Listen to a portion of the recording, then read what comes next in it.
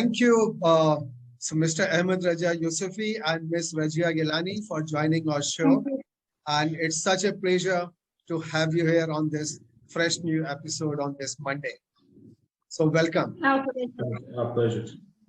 Thank you. So we are living in very interesting times with so many things happening at the same time. So, and what we see in the last week is when it comes to bitumen, that the Singapore bitumen prices are going up, while the Iran bitumen prices seem to be going down, which presents a fairly complex situation. So how do you see it moving forward?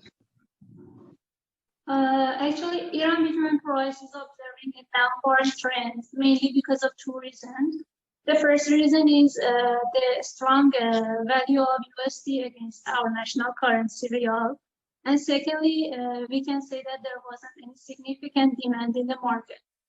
I have to also say that Iran bitumen price calculation is mainly based on fuel oil and not crude oil that much, while Singapore is mainly based on the crude oil status.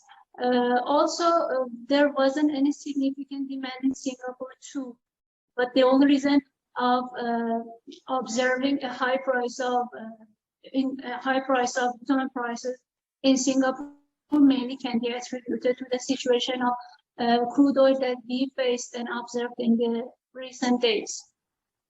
So that's a very interesting insight which you have shared, that Iran bitumen prices are linked closer to the fuel oil pricing, exactly, while the Singapore is driven more by the crude oil, and the crude oil has remained at an elevated level, while for the Iran, the fuel oil prices, as well as you have mentioned about the demand weakening. So that has been primarily other. So really, we are really enlightened. Thanks. And you also mentioned that the Iranian currency is depreciating a bit against the US dollar. So how important is this factor, and where do you see it heading to? Unfortunately, there is no any clear future about the JCPOA. Both of the parties, Iran and USA, treat each other. Right now, US increased more than 10% up to 2 weeks ago. And negotiation seems that the price is in a stability situation. Although that the US dollar price right now is normally increased against all the global currencies, but the situation in Iran somehow is hard because we don't have any transparent condition or situation for the negotiation on JCPOA. So if the currency increase more, bitumen price will decrease, and really no one in Iran don't know what will be happening. On the other hand, the current situation that right now we are facing in all the world is it's somehow similar to 2008 recession of the USA. At that time, the condition of crude oil and all the inflation in the world is somehow same as 2020. And it's not clear that the world will face the recession again or not after the COVID and after the Ukraine war. Right now, we have 5 scenarios for the Ukraine war. That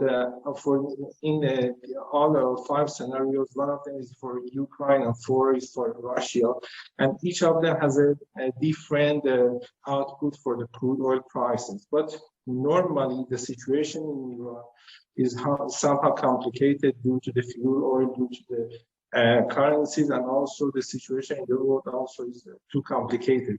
So no one cannot understand that if all the points straight together can also move the price goes up or not, because the demand somehow shows something else. Very interesting views there. And you mentioned about the development of the Ukraine crisis as to how it might unfold. So my just last question, basis your observation, is do you think that the Ukraine crisis could be heading into kind of, instead of escalation, kind of tapering out? And things could get more settled?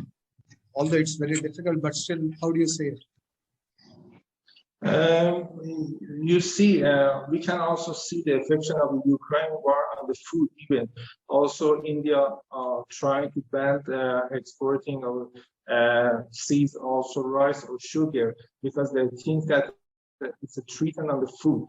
And this becomes a crisis for all the world, Ukraine war. It's not a regional war against Ukraine and Russia. It has a lots of outputs because Russia wants that the price of the war become more, valuable for Europe to be, the people there should be unsatisfied about the situation. And also we don't know that how many people of Ukraine are ready to continue the war, because yesterday also the president of Ukraine said that each day they have more than 100 person killed in the Ukraine due to the war. So the situation somehow more complicated, and all the scenarios shows a big crisis for the world. We don't know what will happen if the Europe want to continue the following of the Ukraine in the war. What will happen? What's the next step for Russia if they are going to split the Ukraine to the east or west or something like that? And all these things have a right effect on the crude, on the food, and on the economy of the world also. So situation is really complicated, especially for Iran as a south neighbor of Russia, that we are also monitoring all the things here closely to the Russia.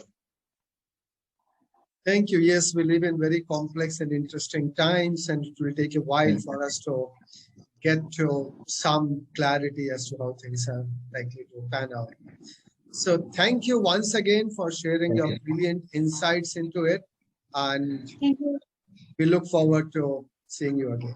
Thank you. Thank you. Sure, thank you. Thank you. Thank you.